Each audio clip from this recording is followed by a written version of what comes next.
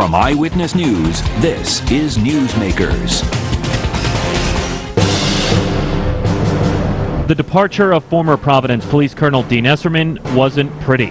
Many members of the rank and file had lost confidence in their leader. Now the mayor has appointed one of their own. Hugh Clements walked the streets of Providence when he started as a patrolman 26 years ago. The uniform may have changed, but the goal hasn't: keeping the city safe. This week on the first half of Newsmakers, the police chief for the city of Providence, Colonel Hugh Clemens. Then he was picked by the Providence Journal as one of 12 people to watch in 2012. Lorne Adrain is the chairman of the Board of Governors for Higher Education. But will the group he leads still exist this time next year? Some lawmakers want to combine the Board of Governors with the Board of Education. Our guest for the second half of Newsmakers, Chairman Lorne Adrain. Good morning. Welcome to Newsmakers. I'm Tim White. Joining me on the panel, WPRI.com reporter Ted Nisi and political reporter for Rhode Island Public Radio, Ian Donis. Good morning, everyone. Good morning, Colonel. Good morning, Tim. Congratulations to you. Thank you. On becoming Colonel. You know, with that, you were sworn in, I think a week ago today, we tape on a Friday, by the mayor in a private ceremony with your family. Why did you do it that way? The mayor and commissioner decided they were going to announce to the press last Wednesday at 9 a.m., and they did. And then they wanted a private swearing in, and there will be a public swearing in to come in 2 or 3 weeks. What was that moment like? Who was in the room with you? It was exciting, and I'm glad we had that private moment as a family to be sworn in. It's a big position. It's a great city. I love this city. I love the police department, and it's a great opportunity for me. You know, with being sworn in, that means you have to fill someone else's shoes, your own. You got to find a commander. Who are you looking at for number 2? We're looking at the upper command staff to fill the position of deputy chief. So presently, actually for the last 6 months, I've been acting as deputy chief, acting chief, and we're a big enough agency where you really need 2 guys at the top. The place is 24/7, non-stop, 3 roll calls a day in 4 different locations. It's a busy, robust city. There's a lot of action going on.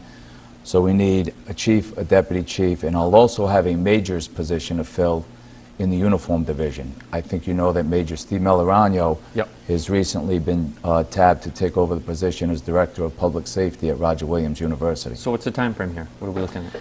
Shortly, and by shortly, I don't mean in the next 2 weeks, but probably in the next 4 to 5 to 6 weeks. So in a short amount of time, we will fill those positions. Your predecessor, Dean Esserman, was clearly a controversial figure. He also got praise for doing some things to modernize the Providence Police Department. What aspects of his program would you most like to retain, and what parts of it do you want to get rid of? The philosophy of the police department will absolutely remain a community-based organization. It's the right way to do policing in America today, especially in urban America. So that philosophy will remain. All of the community partners that we've developed relationships to this point will remain, and actually we've already picked up a few more, and it's just the proper way to police in American cities today.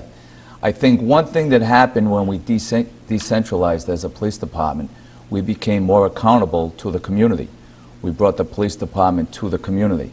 But I think, and this happened not only in Providence but across America, the profession has changed.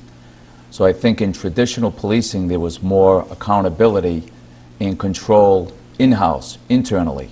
So I think we lost some of that control and accountability internally, and I think I want to tighten things up and bring things together. Just on a personal level, what's it like coming in after Dean Esserman, who was a polarizing figure within the police department? He was, both internally and externally. He did a lot of great things for the city of Providence. He did a lot of great things for the police department. So, no question, tough shoes to fill. I'm ready for it. I can do it. And tough shoes to fill, but Colonel, he was not known as a people person. I mean, he didn't give you the warm and fuzzies. Is that something you're taking away? I mean, the relationship between him and the rank and file eroded pretty badly toward the end of his tenure. Is that something that, to Ian's question, that it weighs on your mind? It did. It's no secret that his interpersonal relationships and skills with the rank and file had deteriorated to a point where it was affecting the agency. And I think that there are different points in an agency's history and future, and I think at the time that he came in, we needed an outsider. I really thought this time we needed an insider. It ends up being me. I thought, without question, there are several guys within the Providence Police Command staff that could have been chosen, that could have run this agency. It ends up being me, but I thought for sure, I was hoping it was an insider. You know, I want to ask Tim and Ian both point to Colonel Esserman's role, but there are a lot of reasons morale might be a tough thing at the police department right now. We have the financial crisis in the city, the retirements that are coming down, the financial challenges, and then, you know, just some of what's been going on in terms of violence and in terms of what you have to deal with day to day. How would you describe morale in the department now that you're taking over? It's been rewarding to me to see in the last week or so the tempo, I think, is very upbeat. And I don't think just because it's me, I think it's because a chief has been named, we can move forward now. It was a very tenuous, anxious time for the department when there were rumors going around all over the place as to who the next chief was going to be. So I think it's important for the organization that now we have some stability. I think my first order of business will be, in that time frame of a month to 6 weeks, naming a deputy chief, naming a major in charge of the uniform division. I mean, it's a tough job, and again, it's a busy place. The volume in each pocket of the police department you go to is great. Yesterday I was speaking with the sergeant in charge of the hit and run office in the traffic division, which is only a 3-man unit with a sergeant. They investigate over 2,600 hit and run accidents a year. It's a small unit. You break that down per man and do the math, it's a lot of work. It's a big workload. Should we expect to see the traffic division get bigger? Colonel Esserman had shrunk the traffic division to beef up manpower elsewhere in the department. And look, the Providence Police Department has been criticized for having low rates of DUI arrests, and that could be an offshoot of a shrinking traffic division. Do you plan on expanding that? And at what cost?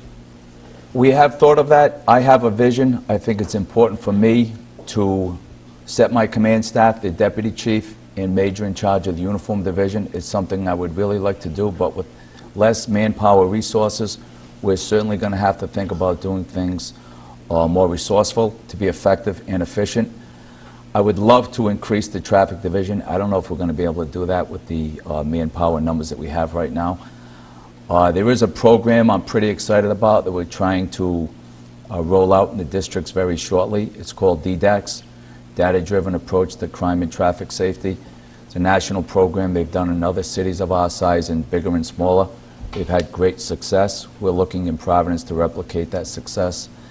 And we're going to try it in 3 of our 9 districts at this point. And it basically overlays the crash hotspots and traffic hotspots with the crime data, and you target traffic enforcement in those areas, in those neighborhoods. And the data has shown that all crime goes down when you target traffic enforcement. Colonel, we see how a lot of the violent crime in Providence is concentrated in poor parts of the city, the South Side, the West End. How much of that is within the control of your department to make a big dent in? It is in our control, but not entirely. I mean, there are so many factors that come into play with violence, youth violence, gun violence. I think that police matter. Police count. It makes a big difference when you're able to flood certain areas with more policemen. So it is under our control, and we have a lot of initiatives we've done in the last 8 years, and some that have fallen to the wayside and some that we're looking to reinvigorate, and some new programs. I've sat down recently with Attorney General Peter Kilmartin, U.S. Attorney Peter Nerona, the local SAC out of the ATF, Mark Curtin. We have some initiatives and plans going forward that we're looking to roll out to stem the violence. And as you know, this isn't a Providence problem. This is a nationwide problem in urban America. There's between 13,000 and 17,000 homicides a year in the United States, and many of them come in the inner city.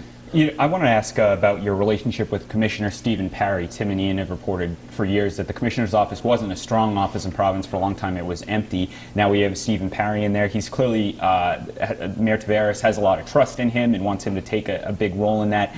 How do you balance sort of when you go to Commissioner Parry to talk about stuff, when are you independently deciding things for the police department, and how would you characterize your relationship with him?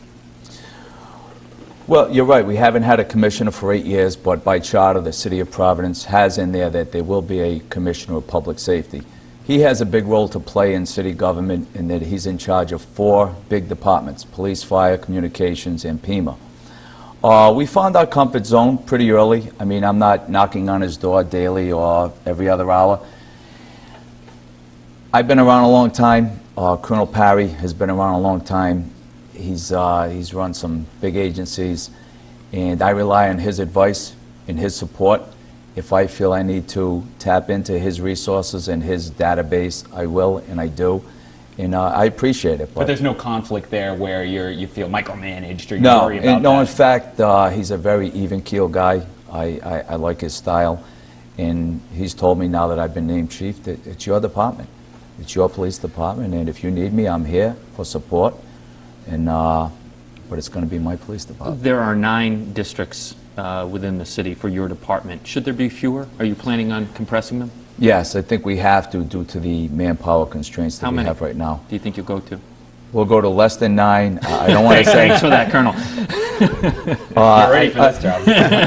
Again, I think it's very important that the new major that I name in charge of the uniform division have a vision similar to mine, but we haven't had that conversation yet because that guy has not been named. But I think it's important, if I'm going to say the number is a certain number, that he shares that same vision, because I'm asking him to run that division. I get that. So, but that means there'll be fewer district commanders. Yes. Correct? Okay. Yes. That's probably going to make a few people unhappy, I would imagine. It may and Or it is that may gonna go not. through attrition? I mean, we haven't spoken about. We have 3 lieutenants who are on a captain's list right now. Okay. So if I'm able to make those 3 captains, So 9 the minus positions. 3. Yeah, Just you kidding. could do the math.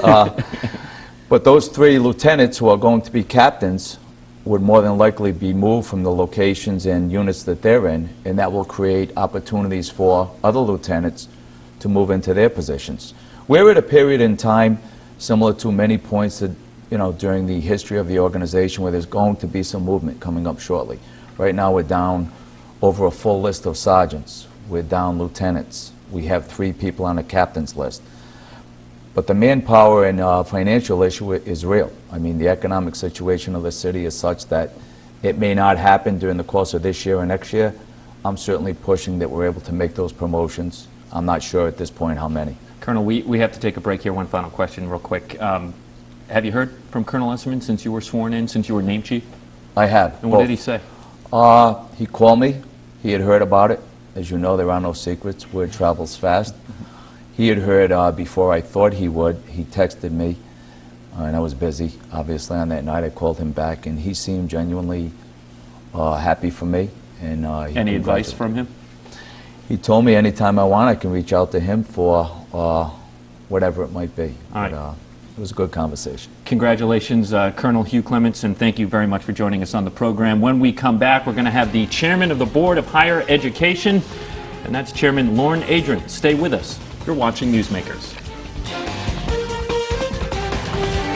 Welcome back to Newsmakers. I'm Tim White. To my right, Ted Nesi and Ian Donison. We welcome for the second half the chairman for the Board of Higher Education, Lorne Adrain. Chairman, thank you for joining us on the program. Thank you very much for having me. I appreciate So, it. at the beginning of the show, I sort of brought this up. There's a bill being studied that calls for the combining of the Board of Regents to with the Board of Governors. And the Board of Regents is the organization that oversees K through 12 schooling. The idea here, I guess, is to save money and attempt to better coordinate between the 2 education platforms. Stats show that 2/3 of students at CCRI need remedial courses. They're just not ready for college. What do you say to the idea of merging these 2 boards? Well, first of all, I came into this role with the idea that everything's on the table, and I don't have a vested interest in any particular governance structure. So I believe that it's important to put ideas on the table, and I believe that the legislature is going about their role of putting ideas on the table. And if it's a great idea, I'll be the first one to step up and support it. On the other hand, we need to be able to come to the table and suggest that there are other important things to think about as well.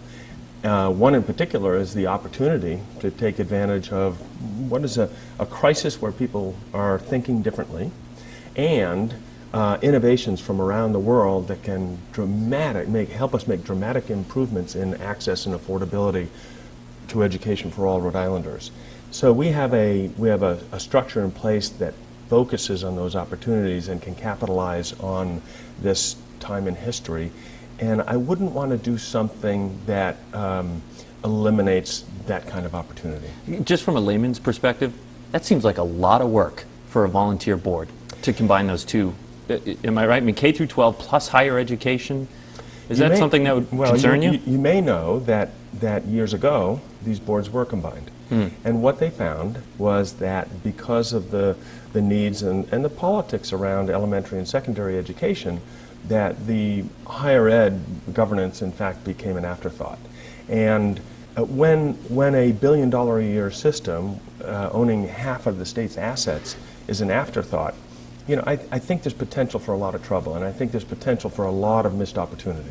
Do you, you had a very high-profile moment already in what is sometimes a quiet board, which is the decision on illegal immigrants getting in-state tuition rates. Considering the firestorm that came about with that, do you have any regrets or any concerns about how that was handled and whether it should have gone through the board? I believe that we followed a process that I think made sense. The question came to us from folks in the legislature, and this was a question that had been around for 20 years. So what we did was we looked at, do we have the authority to address this question under the auspices of our authority of tuition, setting tuition. Our belief was that yes, we do have the authority. So then the question is, well, okay, how do you have sufficient conversation about the question to get a sense for how the people of Rhode Island feel about it? And what we got from that was that the people of Rhode Island embraced this notion. Really? And that's the notion you got from some of those hearings? Well, there's a difference between the loud voices and the many voices. Okay? And I think what we heard was a lot of loud voices. That was not necessarily the many voices. A survey was done prior to this conversation for all the people of Rhode Island. It was sponsored by Brown University, a statistically significant poll that showed that the vast majority of Rhode Islanders felt that this was a good thing. And the vast majority of Rhode Islanders, I think, as a collective, have a great deal of wisdom. And what they were looking at is, these folks are going to be here, they're going to be members of our community. Would it not be a good idea to have these folks have an opportunity to have a higher level of education and the opportunity to contribute in larger ways as taxpayers, as community leaders, and in many other ways as neighbors and friends. On a related issue, we've heard for years about how young people in Rhode Island aren't adequately educated to join the workforce. We've heard that students coming into CCRI have had problems reading, math, doing basic things like that. So is the state making enough progress on that issue, and does the state have a way of measuring its progress on that? We have a great deal of work to do. And it's not just a CCRI. I had a meeting with President Ruth Simmons at Brown, and I asked her the question, if you were sitting in my seat, what would you pay attention to? The first thing she talked about was remediation, that the students that come into not only our state schools, but every college in the state, including Brown University, are not adequately prepared in some basic ways to be able to do the work in the classes. So what we talked about was, what sort of system-wide effort might there be that would allow us to make some headway on that issue? And the board is taking that on, and the Office of Higher Ed is taking that question on. And I think what you'll see this year is some progress being made on that question. Is it a concern for you that Ray DePasquale has served as both the president of CCRI and the commissioner of higher education? Has that been a detriment as far as efforts to improve workforce training? Ray DePasquale is an incredibly talented man, as I have found, and an incredibly passionate man with respect to higher education in Rhode Island. They do a fantastic job at CCRI. There's much more work to be done. My belief is that if we've got a $1 billion a year system with 49% of the state's assets and a great deal of opportunity to bring in innovations from around the world, It cannot be done. I don't care if Ray DePasquale is Superman, and I think he's pretty close to that. We've effectively got his attention for 2 days a week, 40% of his time. In my You want a view, full-time commissioner? In my view, a full-time commissioner that was articulated very strongly and very powerfully in the Leach Commission report. That sentiment is echoed throughout the community, and I'm a big believer in that as well. As a reward for becoming chairman, you get to try and get more revenue for the 3 colleges. Congratulations. A key revenue stream for a lot of state colleges is, of course, from the state. But Rhode Island has a pretty bad history in that it's usually last in the nation for support. Do you think those on Smith Hill, primarily the legislature, don't see a connection between higher education and a better economy? I think they see that connection very, very clearly. Then why hasn't there been state support? Well, there's lots of issues in our state, and higher education is just one issue and one opportunity. What I would like to do is continue the process of having them see the return on investment in higher education. And we're working on doing that as well. I also believe that if the taxpayers of Rhode Island and if our elected leadership make a commitment to make these contributions to higher education, then the system ought to be held accountable to the taxpayers for that. Our faculty and staff and the students who get what is in effect a scholarship should be accountable and thankful and honor that investment that all Rhode Island taxpayers are making in them. We're talking about revenue there. Rhode Island is now the only state in the nation with a ban on for-profit schools. We know the history of that with Gibbs, Stanford Brown being looked at right now. There's a for-profit based in Utah, Newmont University, that wants to get special permission from the Assembly to operate here. What's your position on that? Should that be approved? I don't have a position on it. What I do believe is that the mission of the board is to provide increasing levels of access, affordability, and effectiveness for the people of Rhode Island in terms of higher education. The world is changing very, very quickly. There are many, many new opportunities out there. For-profit institutions are an opportunity that we should be looking at, that we should be considering, and there is a process for doing so. They have to appeal to the legislature for special permission to do so. They would then have to come through the Board of Governors. And I think one of the things that we'd be very, very interested in is, does this proposal provide for a linkage, a collaboration in some way with our system, URI, Rhode Island College, CCRI, that enhances our offerings and enhances our ability to meet the mission of access and affordability and effectiveness for the people of Rhode Island. It clearly remains a tough economy out there, so will the state be able to hold the line against tuition increases at the state's public colleges?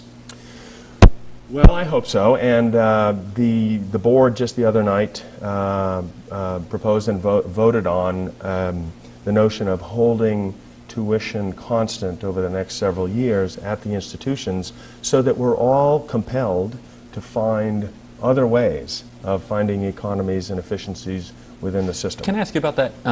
Holding tuition steady. Tuition is sometimes sort of a red herring. A lot of out-of-state students have to pay for room and board, and that can be a huge cost. Does that mean the out-of-state students are going to take it more on the chin now?